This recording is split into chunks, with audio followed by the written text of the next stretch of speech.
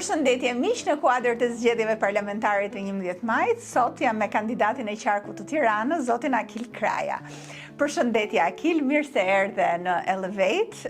Unë jam kurioze ta nis bisedën, edhe shikuesit me siguri do jenë, që çfarë bën drejtori i kabinetit të Sali Berishës në fushat?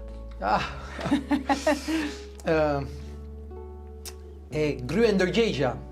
Sepse në fushat si kandidat duhet punosh për veten, ndërkohë që kryetari i opozitës, doktor Berisha, dhe ai ka fushatën e gjithë neve, e përpasoj jam i dyzuar me asaj që do të ishte sigurisht një rol proaktiv në shërbim të fushatës kombëtare, por dhe rolit i cili është fushata individuale që dhe ajo si e vota, por që nganjëherë duket sikur janë konflikt, por që në fundit çojnë ujë, të njëjtin ujë nëse mund të them kështu, që është fitoria ndryshimi 11 majit. Absolutisht. Dhe besoj që njerëzit në parti, por edhe jashtë janë shumë kurioz se si ka qenë të jesh drejtori i kabinetit të Sali Berishës. Ti ke qenë në këtë rol thuajse 3 vjet tani. Po, prej ditës parë që ai është. Po, zgjedhur kryetari i partisë. Si ka qenë të punosh me të? Nuk ka privilegjime kryetar kabineti, do të thotë je një kontribues si gjithë të tjerët, si gjithë pjesë e ekipit, dhe madje për pjesë të kësaj të elementi që thash është karakteri, kur ne festojmë vitin e ri dhe çdo lloj eventi tjetër, po themi që është celebrativ, kartolinat i shkojnë të gjithëve, si nga i pari tek i fundit, dhe kjo është forca e tij, e cila besoj ka si realisht si magnet tërheqës misionin e tij, ëndrrën e tij, projektin e tij për këtë Shqipëri madhështore, dhe si drejtor kabinet nuk jam blerë në asnjë moment as i privilegjuar, as i dyzuar, as i sfiduar, përkundrazi, si pjesë e një projekti madhor dhe secili duhet gjejë vendin e tij se si mund të kontribuojë. Ne kemi qenë bashkë si pjesë e këtij rrugtimi dhe kanë qenë kohë të mira dhe kohë të vështira. Sigurisht. Dhe kjo jam e bindur që na ka forcuar më shumë edhe na ka bërë që gjithashtu të njihemi me njëri tjetrin. Por ata që nuk të njohim, pse mendojnë që ka përzgjedhur ty doktor Berisha për të qenë drejtor kabineti? Nuk e di të jemi sinqert përgjigjen. Ka qenë surprizë kur ai ta ofroi si pozicion? Po. Biseda ka zgjatur pak minuta madje, dhe sepse siç e thash, domethënë ai ka një stil i cili është realisht një lider i të sprovuar, dhe shko si lidhen gjërat, pavarësisht kontekstit njerëzit, pavarësisht kontekstit institucional, hierarkisë, rëndësi ka një standard, një trajtim. Profesionalizëm, dignitet, respekt reciprok, objektiv të qartë, strategji, menaxhim. Dhe kur një njeri ka një standard me të gjithë bashkëpunëtorët, me të gjithë qytetarët, me të gjithë thonjza vipat e politikës, kjo është një avantazh i jashtëzakonshëm rreth parë për personin në fjalë, liderin opozit të radhë, po edhe për ne, pasi në fundit dimë se çfarë kemi të bëjmë. Dhe arsyet e përzgjedhjes besoj që lidhen base me faktin që në ato momente të jetë vështira për Partinë Demokratike për opozitën, mendoj unë edhe një herë, nuk e kam bërë në këtë bisedë jemi si me doktor Berishën, kështu që nuk dua të spekuloj, por besoj që lidhet me këtë rikontekstualizimin e fjalës qendrëstar. Do të thënë zakonisht kur unë jam kthyer në Shqipëri në 2012-ën, me Brain Gain kam qenë aplikanti i fundit, 5 çaf fundit e Brain Gainit me aso kohë projekti Sali Berishës dhe të OKB-s për të thithur talentet e reja në Shqipëri, dhe ai donte në atë kohë që të më çonte në Ministrinë e Grimit. Unë nuk jam shumë diplomat, jam njeri drejt për drejt terrenit, pavarësisht aparencave, dhe i thash, doktor, me shumë kënaqësi Ministrinë e Grimit, mund të doja diçka që të jetë me profilin tim menaxhimi, zhurrjen ekonomik, si përmarrje, dhe zgjodha aso kohë Aidën. Kështu që nëse kthejmë tani kaq vite më pas, mbase ai shikonte tek unë, njëri i cili arrin të notojë në ujëra të ndryshëm, dhe kur je në ato situata që ne ishim në krye të rifamilimit, pra ditë e para, dhe kishim dallg, kishim qetësi, po kishim dhe stuhi. Mendoj që mbase i kërkonte njëri që ditët notonte, dhe ky ishte thelbi. Dhe në fakt ti ke patur një eksperiencë të gjatë përpara punës, një eksperiencë të gjatë studimi në Francë, ku ke mbaruar një ndër shkollat më prestigjioze të Francës, ENA. Më flit pak për eksperiencën atje. Për te vetëm shkollimit. Shkolla Administrative Publike ENA në Francë, shkolla e presidentëve, siç njihet gjerësisht në Francë, por dhe më gjerë, dhe të jemi sinqert, që ditën e parë që kam filluar këtë kursusin në shkollë atëherë më thoshin ti do bëhesh president, do bëhesh deputet, do bëhesh kryeminist, nuk ka lënë gjë pa më thënë, gati si një mënyrë për të parashtruar të ardhmen time, sepse faktikisht nëse ti ke pasionin e gjës publike, por dhe politikës veçanti, nga një herë këto trajtat shfaqen që në vegjëli. Dhe të jemi sinqert, nuk dua ta fsheh, ka intervista madje që janë online kur googlohen.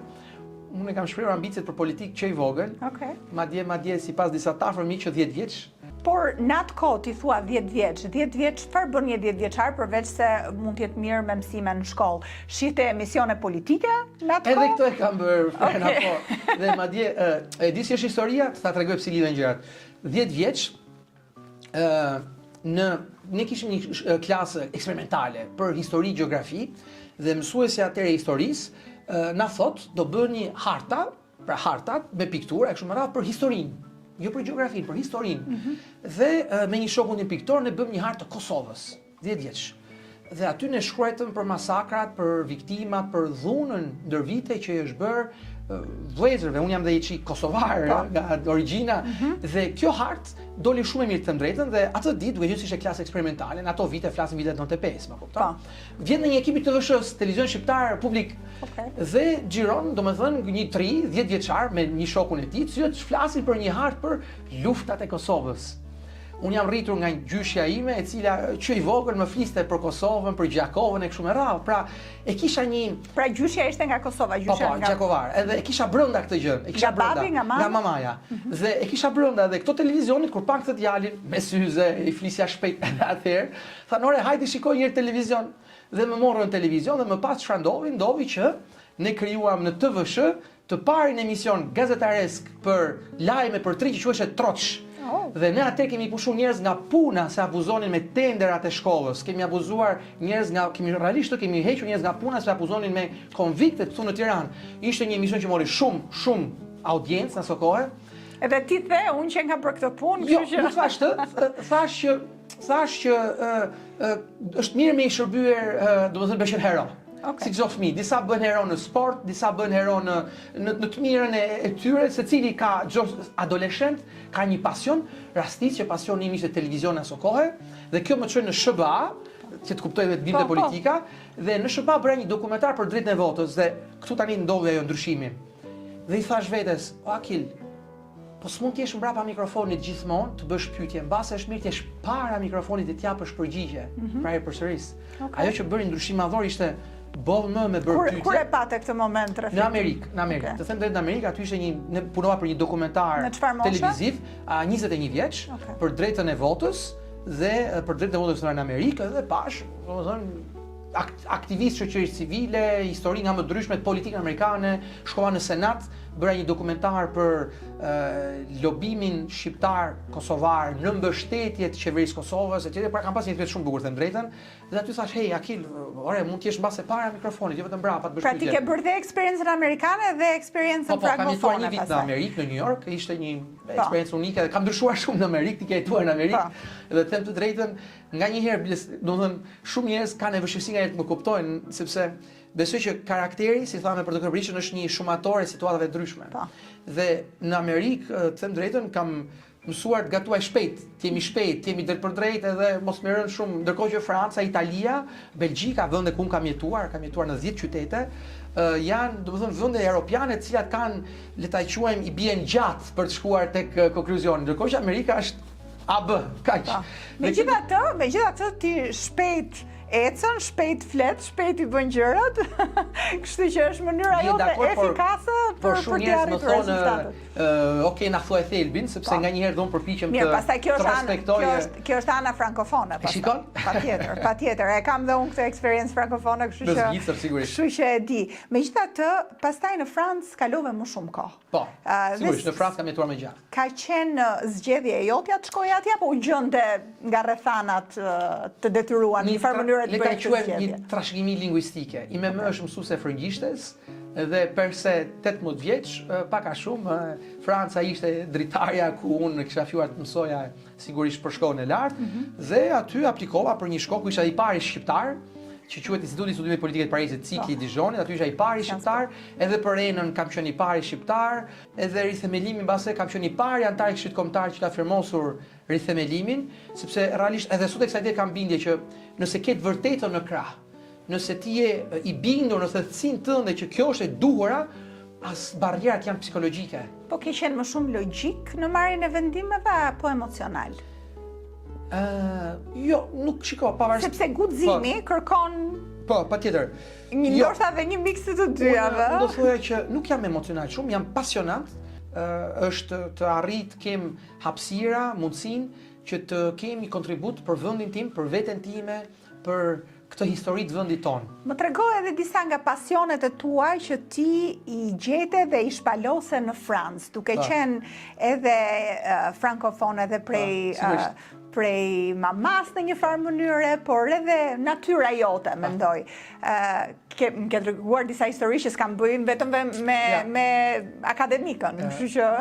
Si kryeministër, doktor Berishën e kam takuar si pjesë i pasionit tim. Beograd dhe në Tiranë, me një ndalesë të vogël në Prishtinë, dhe doktori na pranoi, isha djalë i ri, student, degustim vrash franceze në kryeministri. Okay. Po, dhe ishte doktori është një pasionant vlerash. Absolutisht. Ishte një kujtim jashtëzakonshëm dhe ai na mbajti për rreth 2 orë duke folur një frëngjisht jashtëzakonshme. Ne ishim me një ekip rreth 40 studentë nga mos gaboj 12-13 shtetësi, të gjithë studentë të Institutit Studime Politike të Parisit dhe një udhtim studimor e quajmë, udhtim studimor për të zbuluar më shumë mbi këto vende të Ballkanit, mbi këto transformime që po kalonte Shqipëria në qeverisjen e parë Berisha 2005-2009, mandatin parë. Krijove miqësi në Francë? Patjetër, unë kam jetuar rreth 9 vite jashtë vendit, pra në 10 qytete, kam jetuar në New York, Milano, Strasburg, Paris, Pavia, Châlons-Champagne, Dijon etj. Prishtinë, kam punuar edhe një farë periudhe si stazhier në qeverinë e Kosovës, por Franca patjetër mbetet vendi i zemrës time, sigurisht në sensin e mirë të fjalës. Ke pas dhe një host family atje? Po, e kam akoma, janë miq të cilët unë komunikoj pothuajse çdo javë rregullisht. Po, pra një familje adoptuese patjetër, të cilët më kanë ndihmuar në, domethënë, televizor është 10 qytete, si student shqiptar. Pa patur një bazë të mirë, materiale, po edhe logjistike, nuk është e thjeshtë, se duket shumë. Jo, çfarë e thjeshtë, unë këtë desha të pyesja, domethënë si ke realizuar këtë jetesë nëpër gjitha këto vende? Nuk jam me drogë, Floriana. Se dikush pyet, orë mirë ka shkuar tani që kur jeton jashtë shtetit shumë rrallë, unë kam qenë me fat. Don të them drejtën, një kombinim mes fatit dhe sakrificës.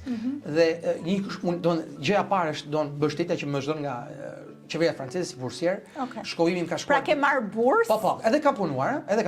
Çfarë pune ke bërë? Ndërtim, të them drejtën, nuk është nuk e dija. Po, patjetër. Megjithatë kjo të s'është një gjë, është histori biles ta tregosh për. Jo, të bën më të përulur është. S'ka gjë fare për kundër, se unë jam kënaqur pafund atëherë, ta shpjegoj pse. Kur shkova në Francë, në film të prap, domethënë nuk ishte dalë akoma bursa. Dhe shkova ishte çka shtrenjtë për vite, flasim vitet 2005. Edhe tani këto miqtë e mi, këto familje etj, më thanë, Akil, që mos pagush qera, hajde rrit e shtëpia që kemi në fshat, kemi shtëpi fshati të bukur, shumë e rrallë, domethënë mos pagush qera, trish, verën, punosh, të bësh një lek për me paguar del bursa, ti je i qetë. Mirë, dakor, plus atëherë ishte, mos gaboj, duhet një tipi 8-9 euro ora, që do të thotë unë mund të kapja 2000 euro në muaj, kupton nëse punoja shumë, për atë kohë ka qenë shumë, s'do të 18 vjeç. Edhe shkoj tani fshatun, mirë, po prit, çfarë do bësh fshat? Fshati kishte 75 banor. Edhe e vetmja punë që më gjetën ishte në një restorant dhe po ishte kjo tjetra e dyta që më pëlqeu shumë, e cila ishte nuk ishte do ta gjej fjalën të cila përshkruaj. Ky ishte një ushtarak, i cili restorante shtëpitë e vjetra në këto zonat e fshatrit, shtëpi guarit, bukura që i bënin hostele atje në hotel, guest house. Dhe më merr tani këtu dhe me këto kam bër dysheme guri nga këto pllakat e gurit që janë 1 me 1. Kemi bër oxhaqe guri, kemi bër çati, kemi bër çat të them, vëvë gjërash dhe të jemi sinqert, domethënë fatkeqësisht dia pa aksion është shkatrim, po e shohim me Tiranën. Por vetëm dije pa aksion është pasivitet pa mbulzim bashën. Nga ku unë besoj që duhet një kombinim të dyjave dhe në këtë drejtim të drejtën do pa u futur në servilizëm apo kështu me radhë, por Sali Berisha ka qenë doktor, ka bërë shkencë më përpara. Citatet e tij janë përmendur në konferenca ndërkombëtare, pra është njëri dijes, por nga ana tjetër është një njeri që edhe pavarësisht mosës filloi foltoren, rithemelimin, rrugën e shpresës, pra aksion. Dhe nëse nuk i ke të dyja, aksionin dhe dijen, ti nuk mund të kërkosh të bësh politik fituese dhe mbi gjitha transformuese për vendin. Unë uroj të jem dhe kjo regjistri mesit. Absolutisht.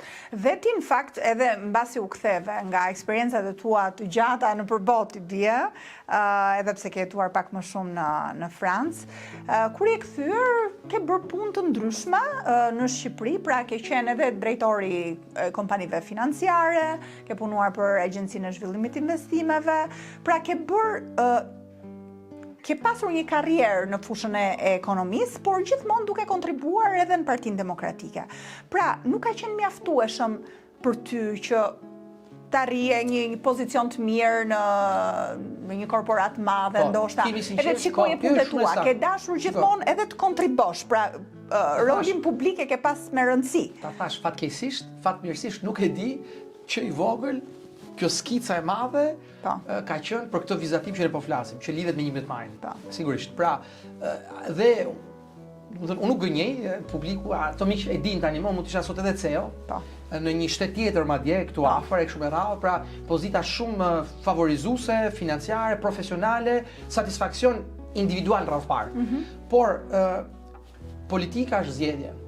Që do thotë ata që futen politik thjesht për të krijuar një CV, unë mendoj që i bëjnë dëm politikës dhe sot në Shqipëri ne vuajmë pikërisht 12 vite rilindje pasojat e anonimëve të cilët futen politik për të mbushur CV-n sepse janë pa background profesional, për të mbushur xhepat sepse nuk kanë duke qenë se s'kan background profesional, nuk mund të kenë tarrat mjaftueshme dhe vetmja mënyrë që të pasurohen është nëpërmjet vjedhjes, por mbi të gjitha dhe unë do thoja pa dell patriotik. Pak njerëz, ndoshta ata që nuk të njohin, nuk e din që ti je gjithashtu i martuar, ke një vajzë të vogël, je martuar gjithashtu me një ishmis.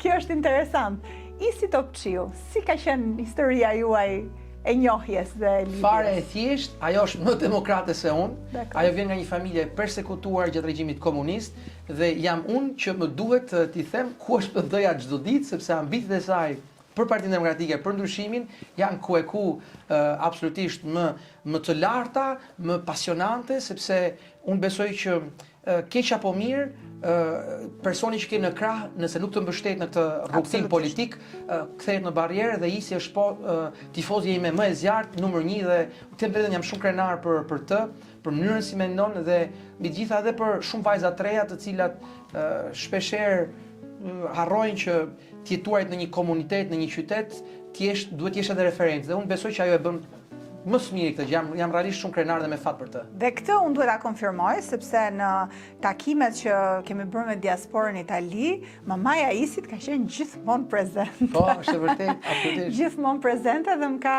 surprizuar. Në diasporë, ato jetojnë në Itali e kështu me radhë. Në diasporë. Kështu që si ka qenë marrëdhënia juaj përtej kësaj lidhje që keni me politikën? Do me thënë, është një lidhje e gjatë në kohë? Po, si gjot shift bëjmë sherre kur unë shkoj në përmitingje dhe nuk merrem me familjen. Ajo është mirë kuptuese, por ama një grua që ka një burr të ikur gjatë gjithë kohës, jam e bindur që nuk është shumë e kënaqur. Nga ana tjetër, absolutisht, do me thënë, Isi luan piano, i bie kitarës, edhe çiftelis madje, dhe të jemi sinqertë, do me thënë, jo për të bërë romantikun kështu me radhë, por është muzika e të përditshmes time, në sensin e plot fjalës, do me thënë, jo vetëm ta thash, jo vetëm pjesën instrumentale, por do me thënë ajo jep tonalitete ditësime edhe për mua familja është e shenjtë dhe mua më vjen shumë mirë për këtë. Dhe unë kem shumë i sinqert, do të thënë, më vjen keq madje edhe në politikën shqiptare që shumë njerëz është kthyer në veçantë dhe në PS, familja para partisë apo partia as diskutohet që familja është e para, vjen Zoti besimin në fund fare, goxha poshtë vjen partia politika. Pse? Sepse në fundit nuk mund të jetë politika ajo që ne duhet na bëj. Politika është pasqyra jonë. Absolutisht. Do të thënë, politika është në shërbim të asaj që janë ambicet tona për vendin ku jetojmë, për mjedisin ku ne duam të rrisim fëmijët tanë. Jo e kundërta. Sepse shumë njerëz e mendojnë politikën si një lokomotivë mbas cilës ne duhet rrinim. Jo, e kundërta. Lokomotiva vetëm është familja, kombi, Zoti dhe në sensin e plot fjalës, jo për të thënë kot. Përveç marrëdhënies me Isin, ju keni edhe një vajzë vogël dhe ti ke një marrëdhënie shumë të mirë edhe me të, dhe këtë më duhet që ta them edhe për publikun që po na ndjek, sepse ti je një baba i përkushtuar që e çon vajzën në çerdhe dhe në kopësht dhe e merr edhe megjithatë është e bukur sepse kalon kohë me të. Dgjoj Akil, unë mund të të them këtë gjë, që në politikë ne kemi parë modele të ndryshme dhe sigurisht që ndoshta brezi i ri është pak më i përfshirë, por është dhe ai brez politikanësh që nuk i kanë parë fëmijët e tyre dhe është marrë gruaja me gjithçka tjetër, kështu që mua më vjen mirë që në fakt ti e jep këtë shembull dhe e jep dhe këtë model. Shiko, politika është sakrificë, as nuk diskutohet dhe ta thash edhe një herë, nuk është pa sakrifica dhe koha që unë i dedikoj, po themi, kësaj ëndre. Thon kjo, nëse politika të tjetërson, atëherë ti duke më e njëjti. Po. Dhe është jetike, besoj për çdo politikan, çdo njeri i cili kërkon të ketë një rol publik, që të mbetet besnik në vlerave që ai kërkon të promovojë, pa u tjetërsuar. Më trego disa detaje të tjera të jetës tuaj familjare. Me Isin, me vajzën, duke qenë se ajo e ka familjarët edhe në Itali, Itali, po, i bëni këto udhëtimet e shpeshta, back and forth, domethënë. Tani, Më thuaj të konflikti detaje më më i shumë. madh është Italia ose Franca. Okej. Kush e bën verën më të mirë? Okej. Ku hahet më mirë? Ku do i kalojnë pushimet e verës? Në Itali apo në Francë, sepse Kush fiton? Isi gjithmonë. Ja, sigurisht unë shiko. Ajo ka dëshirë udhëtimet, edhe Dhe duhet të thënë që Isi gjithashtu ka karrierën e saj, Po, ajo patjetër. punon në fashion, në po, modë, po, është menaxher, Kështu mirë që- pozicionuar edhe për këtë domethënë, edhe unë ndjem me fat sepse falet profesionit saj, kujtoj edhe me gocën jemi Çfarë domethënë pasionesh tjera keni si familje? Çfarë aktivitetesh tjera bëni si familje? tani është për momentin është vetëm vajza, edukimi, të jemi sinqert, më përpara kemi patur domethënë jemi çift shumë outgoing, them drejtën, edhe për të udhëtuar. Një moment biles koleksiononim edhe biletat Tani- e kinema, se shkonim çdo javë në kinema, jemi shumë cinematografik, po themi në këtë drejtim. Për mua është interesant gjithashtu të di, po edhe për publikun, duke pas këtë eksperjenca ajo në Itali dhe ti në Francë dhe për te, e keni menduar gjithashtu që ndoshta familjen mund ta krijoni dhe ta arrisni diku tjetër, apo Shqipëria ka qenë gjithmonë i vetmi opsion? Ai person që thotë do nga menduar në emigrimin gënjen, sepse në Shqipëri kur ti dëgjon çfarë bëhet me onkologjikun, kur ti shikon çfarë bëhet me shkollat, kur ti shikon çfarë bëhet me siguri publike, ke absolutisht dyshime për të larguar. Absolutisht. Domethënë, kemi patur dhe ne biseda për më tepër dhe nga familjarë që jetojnë jashtë vendit, të cilët thonë, "Hey, hajdeni, çfarë po bëni? Ju gjeni punë për një herë, jetoni si njerëz shumë." Ta thashë, është si gjithçka, është një betejë, por unë mendoj edhe një diçka tjetër që e them edhe një herë, kur them kombe Zot e familje, nuk e kam në kot. Uroj dhe besoj që për çdo qytetar, nesër pas nesër, çdo i të ri profesionist, është ndryshe të thuash vi nga ky shtet, kam këto rrënjë, ndryshe të thuash jam linear, jam global. Pra u thoj në ajër etj. Unë besoj tek rrënjët, dhe rrënjët janë shumë të rëndësishme sepse sjellin shembullin drejt cilit i kërkon të rritesh. Sinqerisht, edhe për familjen flas, të krijojmë potenciale të një ekonomie të lirë për vendin ton. Besoj që si unë, si bashkëshortja, si ime bit, të gjithë shqiptarët, pavarësisht kahut, majt apo djath, të kenë mundësi të rriten këtë vend, jo të kenë ambicën e emigracionit. Absolutisht. Është dështimi i kombit që të rinjtë e tyre të kenë ambicën e emigrimit. Mendoni për ta shtuar familjen? Patjetër.